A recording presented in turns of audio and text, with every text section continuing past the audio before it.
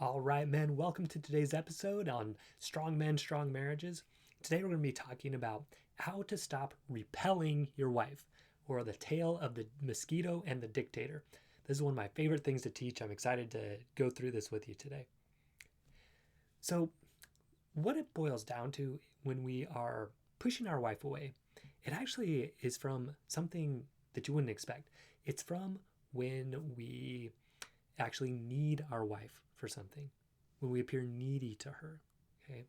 And we appear needy to her when we don't really respect, love, and value ourselves, okay? We start using our wife to do that for us, okay? We talked last week about the person versus object idea, that she's her own person versus she's an object to sort of get you what you want, or she's an obstacle in the way of what you want.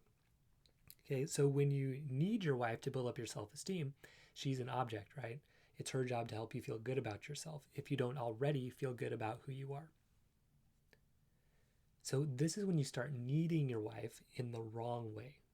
Okay? And typically we go one way or the other. We either act more superior to her, we feel superior, or we act inferior. Okay? They're actually both kind of different sides of the same coin, though. When we don't really value ourselves, we either kind of put ourselves below our wife and we really want her to give us appreciation and attention. I call that being a mosquito. Or we go above her and we say, I'm better than you, my opinions matter more than yours, because we need her to be lower than us, right? To feel like we are valuable or our opinions count. Okay. But where we want to get to is where we love and respect ourselves to such a high degree, it's just like flowing out of us, and we're just giving that to our wife and the people around us.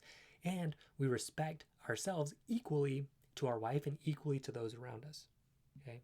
We see each other on that equal footing.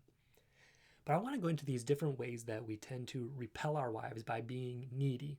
Okay? The first way is by being what I call the dictator. And this is a sort of better than position. So you're in that dictator mode if you tend more towards controlling your wife. If you make decisions without telling her about them, whether that's about finances, or whether that's about schooling, or whether that's about the kids, you just say, here's how we're doing it because this is the best way because I know better. Basically, is what you're saying. Okay. You also get to where you feel like you're owed praise for anything you do to help out around the house. So if you change a diaper, you really expect her to, bow down and tell you how great you are. And if you don't, you're going to get mad immediately, right? You're just going to say, I can't believe, look what I did for you. This was your job and I didn't have to do it. And, why aren't you appreciating me? I'm not going to do it anymore, right? So the key phrases that you might hear yourself either saying out loud or thinking to yourself are, you owe me, right? You owe me this. Guys, we can get this way with sex sometimes with our wives, where we feel like, hey, I'm providing for you, I'm, taking care of the kids, I'm helping out. So, that's part of the deal. We're married and, sex should be part of that. Like, I expect that from you as my wife, okay? What I want you to see there, though, is really you're treating her like a prostitute. You really are.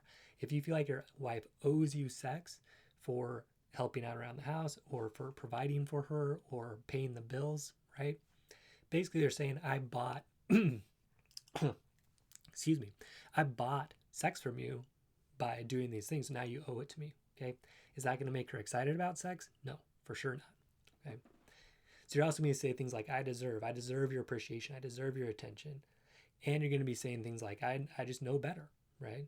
Oh, that's nice you think that, but like I went to school longer and, I just know more about money. So it's nice you think that way, but, come on, like I know better.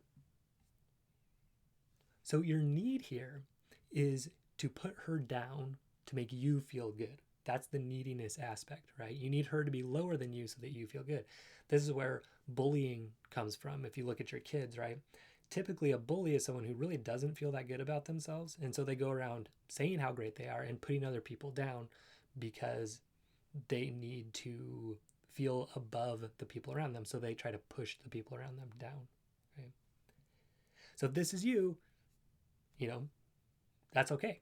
This is the first step to recovery is acceptance, right? And seeing what's going on. And I think we all slip into this sometimes. And I'll get into that in a little bit. But When you feel that you owe me, I deserve, I know better. Okay, you're in that dictator mode, and that is repulsive to your wife. She does not want to be around you when you're acting like that. So, and I like to think about, we'll talk about Goldilocks and the three bears a little bit here, about a few things. So, one is asking. So, if you're in the dictator mode, you ask too much. Okay, you ask too much of your wife. You want her to do this and this and this and this because that's how you want it and that's how you expect it. Okay, and you don't really care what her opinion is about it. You listen too little. Okay, when she says something, when she brings an opinion to you, you don't really consider it. Or you're kind of like treated as cute. Oh, that's nice, but we're not really going to do that. And you give too little. Okay, you don't really do much around the house. You don't really, go outside of what you think your responsibilities are, whether that's just doing the work, making the money for the house. You don't really think outside of that. All right. So that's the dictator. The other way we can go is this less than feeling less than our wife. So I call this being a mosquito or sometimes a doormat. In this case, you go around and your main priority is making your wife happy. But why, right? Here's what you got to really consider. Why are you doing that? You're doing that because you want her to praise you for it. You want her to give you attention, appreciation, affection. Okay? So you're buzzing around and you're trying to, do the dishes or take care of the kids or, spend money on her that you don't have. Why? Because you're hoping she'll see that, right? She'll see that and she'll, give you that appreciation or give you that hug or have sex with you finally, right? So whatever she says goes, right?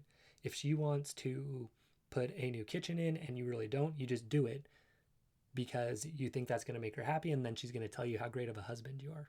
Okay. So this was my main kind of go-to for years and years. So that's why it's easy for me to think of examples for this is, we'd go on a date or, I'd really think hard about what clothes I was going to wear so I could choose one that she really liked and that made her happy. And we tried to do things that made her happy. And, if I said one thing and messed up during the date, I thought, oh man, I screwed up. Now I'm never going to get that attention or appreciation. It was all for nothing, right? And the thing is, sometimes it works for a little bit. Sometimes your wife will give you that attention, appreciation, affection, but eventually she kind of senses this. She kind of like hears that buzzing, right? She kind of feels that like prick on her skin. And she realizes, hey, he's not doing this just because he wants to be that kind of husband or he wants to serve me. He really is looking for that appreciation or attention or affection from me. He's trying to suck something out of me. He's not trying to give me something. He's trying to get. And eventually she gets tired of it. She notices the buzz. She wants to swat that mosquito away. Okay?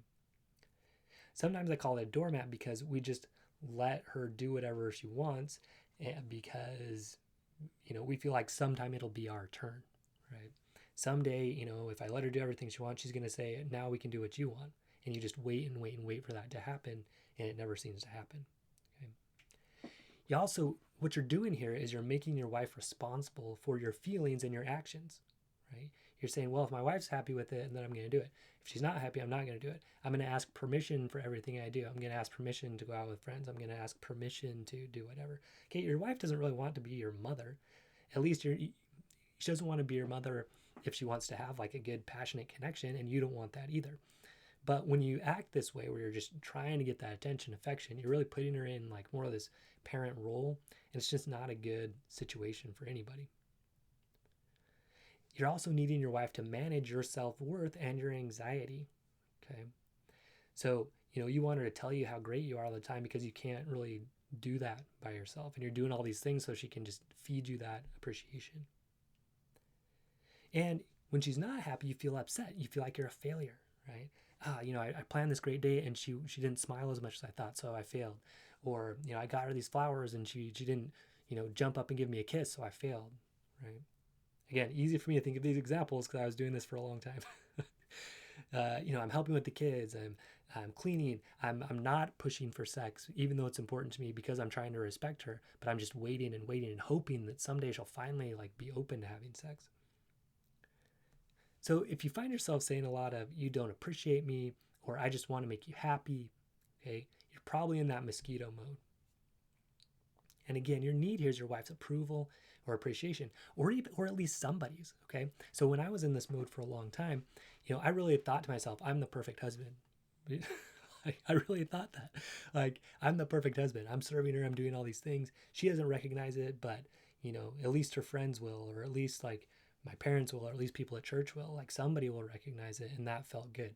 But again, I was doing all these things to get something, not to give, to get.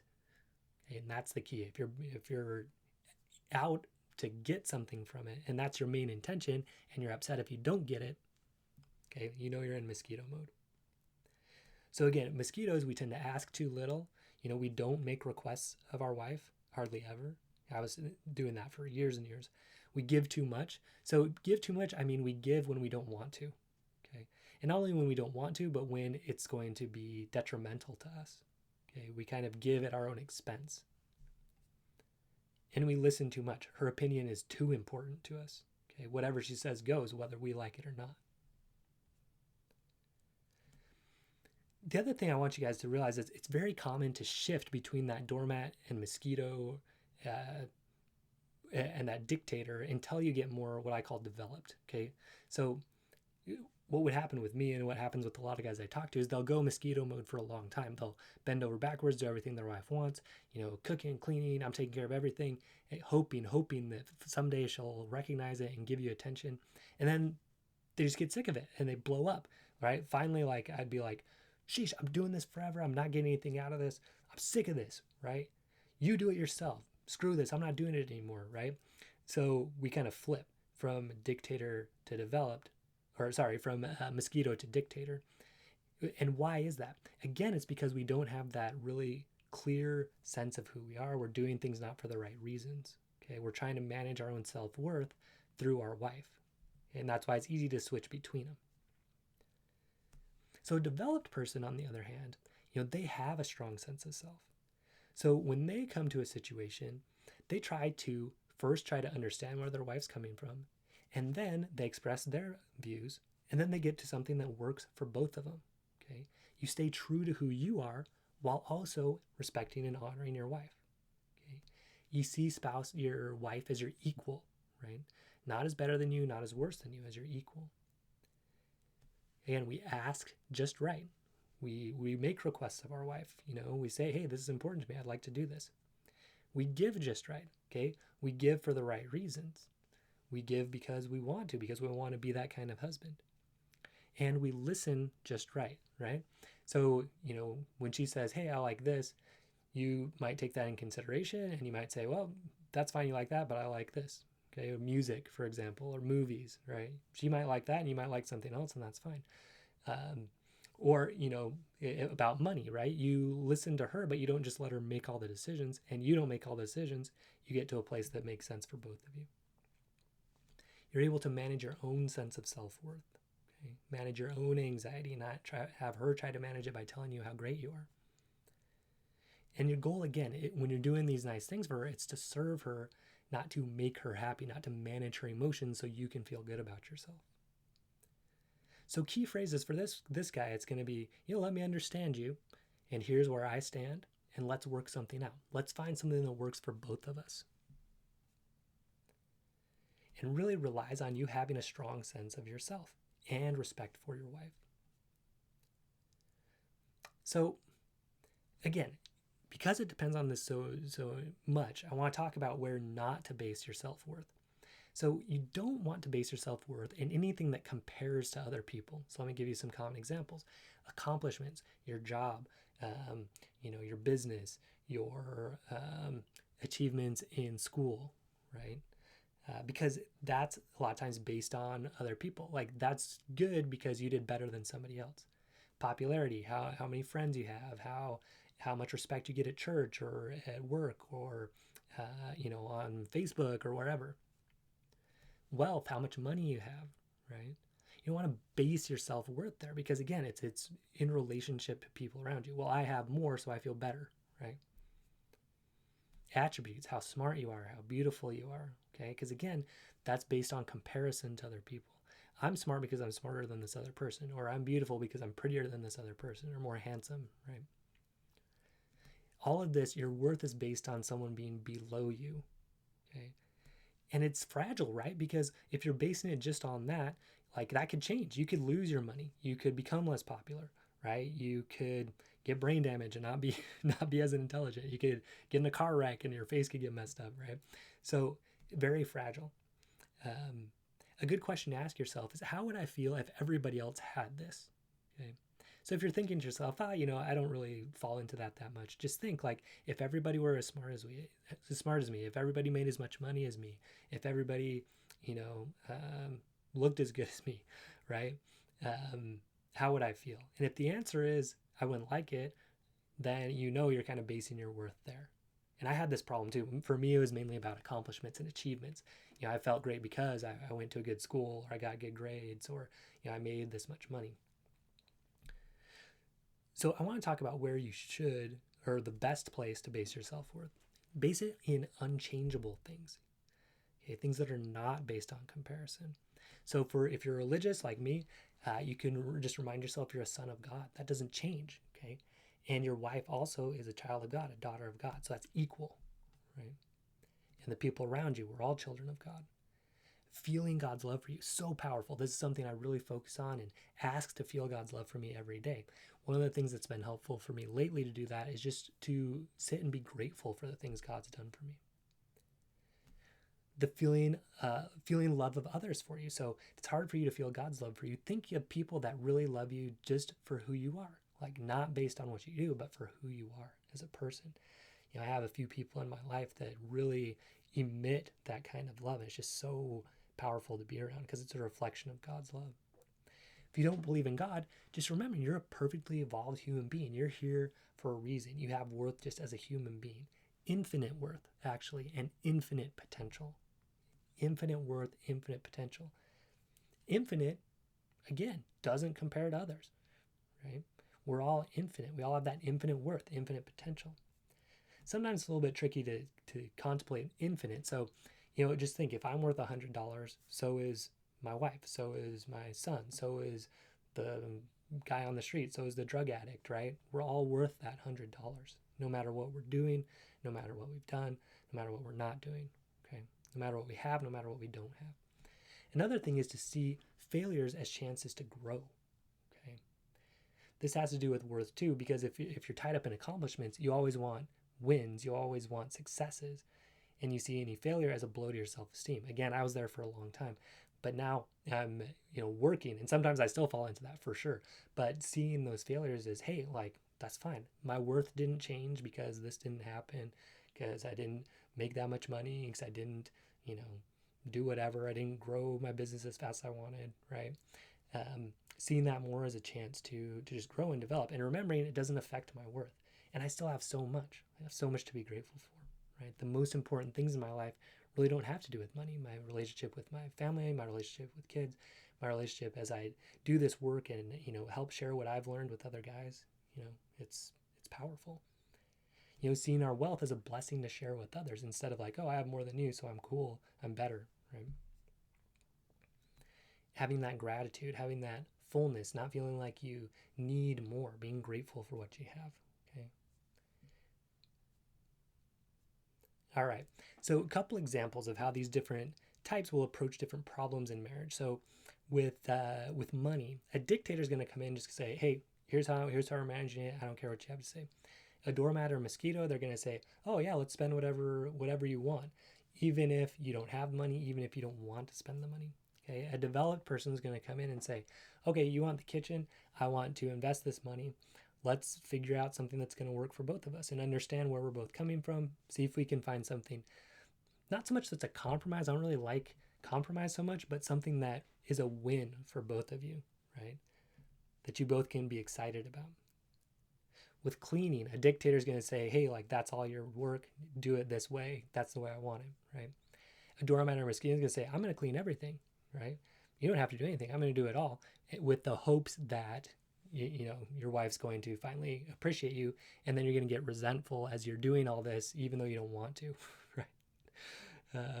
And then the developed is going to say, hey, like, here's what I'd like to do. Here's what you'd like to do. Let's find something that works for both of us.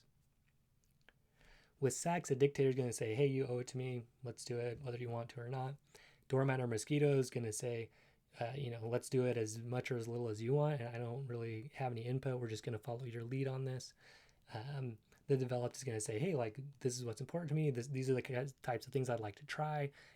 Let's find something that works for both of us. Again, works for both of us. That's the key phrase for the developed person. Parenting, dictator is going to say, this is how we're doing it. This is where we're taking our kids. This is where they're going to college, right? Doormat or Mosquito is going to say, hey, honey, you just tell me what to do. I'll kind of, follow and do what you want to do. Again, passive, just looking for that approval from his wife, right? Having her take total lead. And the developed's going to say, hey, here's where do we want to go together with our kids? What do we really want to have them be able to do and feel as they come out of our house? And let's work together on something that gets them there. Okay. So the solutions, right? For a dictator, it's going to be listening more, right? Spending more time listening to where your wife's at, what she wants. Asking less, okay? Not demanding that you do all this stuff. And then giving more, right? Serving her more because you want to, because it's a kind thing to do, because you respect her. For the doormat or the Mosquito, it's going to be out listening less, right? So not having her say everything that you're supposed to do or, kind of dictate everything. It's going to be asking more, making requests, right? Hey, could you do this for me? Hey, would you be willing to do this, right? Can you get that for me? For me, for a long time, it was hard to ask even the smallest things. Hey, could you make dinner tonight? It was hard for me to do that for a long time. Crazy, right? And give less. And not that you just stop serving altogether, because that's switching into dictator mode. A lot of people mistake this, okay? And this is what I want you guys to get clear on. It's not strong for you to just totally discount what your wife says and say, we're doing it this way. That's being a dictator. It's coming from that same place of not really respecting yourself equally to her. It's saying you need to be below me for me to feel good, okay? Instead of saying, you're not going to be above me anymore, I'm going to be above you, okay? Developed is about giving and finding that equality and giving because that's what you want to do, because you want to be that kind of man, that kind of husband. Okay. So giving less in the sense of giving less that you resent. Giving less resentment. So then the developed is going to really love your wife as yourself equally. Remember your own infinite worth and potential, and that's equal to your wife's. Stephen Covey calls, it being the balance of courage and consideration. Courage, speaking up for yourself. Consideration, understanding her point of view. You want to understand her, express what you want, and find that higher way. Okay? Get to something that you can both feel good about, that's a win for both of you, that works for both of you. Okay, this is the key to not needing your wife, guys, and how to stop repelling her. The dictator repels her. She doesn't want to be around a dictator. The Mosquito repels her. She doesn't want to get her blood sucked out of her, right? She doesn't want that whiny little zzz, right? She doesn't want that around her, okay?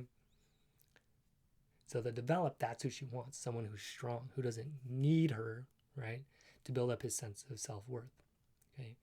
So fill yourself up with that self-worth, that love for yourself, You need to stop needing your wife to manage your self-esteem or manage your feelings. Remember that infinite worth and potential. Understand where she's coming from. Express where you're at and find that higher way. Find that win for both of you. Serve your wife because you want to, not because you want to, quote, make her happy, okay?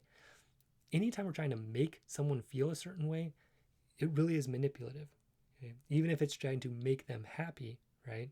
We're kind of doing these things to try to manipulate their emotions, okay, so that we can feel good, right? Versus serving her because we just, feel like that's a good thing to do, right? Not that serving her won't make her happy. In fact, when you do it this way, just to serve her, she's going to be more happy because she doesn't sense that desire to take from her, right? She doesn't sense that desire that you're doing this just because you want to have sex later or just because you want to. Like, you didn't clean the kitchen just so she could be in the mood for sex later, right? When you do that, that's exactly when you run into trouble. But when you serve her because you're like, hey, you had a hard day, let me just take care of this. Guess what? If that's really your intention, she's going to be much more open to being intimate with you or being physical or, talking with you or whatever, So we want to ask just right, okay? Ask for what we want in the marriage. Ask for what's important to us. Don't over ask and don't under ask. We want to listen just right, hear where she's at. But, don't shut her down and don't like have her dictate everything and never put forward your opinion. And we want to give just right, meaning that we serve her in ways that do not create resentment for us. We serve her in ways that because we want to and they're consistent with who we are and who we want to be. All right, guys. So great job. Think about ways and maybe you're being a dictator, a mosquito. Look for ways to develop more. So stay strong and we'll see you on the next episode.